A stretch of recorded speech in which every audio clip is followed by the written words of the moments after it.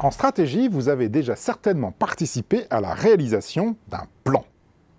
Beaucoup d'organisations produisent en effet des plans stratégiques et l'on demande systématiquement à tous les futurs entrepreneurs de présenter un business plan à leurs investisseurs potentiels.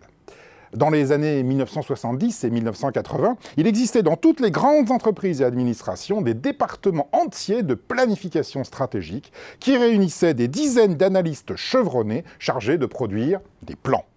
De même, la France s'enorgueillissait encore, il y a une dizaine d'années, d'un commissariat général au plan, qui depuis a été rebaptisé commissariat général à la stratégie et à la prospective.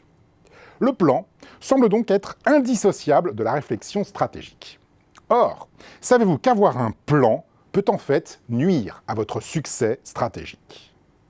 Bien entendu, l'exercice de planification est utile, voire indispensable. Il implique d'analyser précisément votre environnement concurrentiel, d'évaluer les ressources et compétences de votre organisation et de construire des scénarios d'évolution vraisemblables.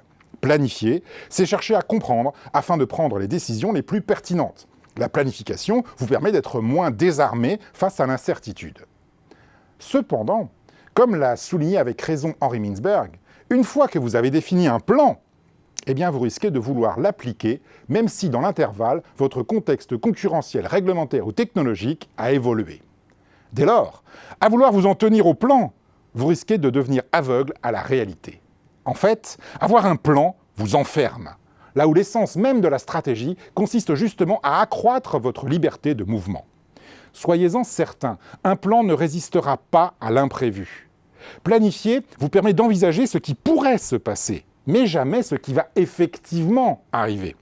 Le général prussien Helmut von Moltke déclarait ainsi « Aucun plan n'a jamais survécu au premier contact avec l'ennemi ». Ce que le boxeur américain Mike Tyson a traduit par « Tout le monde a un plan, jusqu'au premier coup de poing dans la tête ». Dans ces conditions, que faut-il faire ? Eh bien, le général Eisenhower déclarait avec raison « Les plans sont inutiles, la planification est indispensable ». En fait, la réponse consiste certainement à valoriser la planification, tout en veillant à ce qu'elle reste un exercice de réflexion et qu'elle ne devienne pas un processus bureaucratique, mais à brûler les plans, qui sont des simplifications trompeuses. Être stratège, c'est n'accepter qu'une seule incertitude, celle de l'incertain.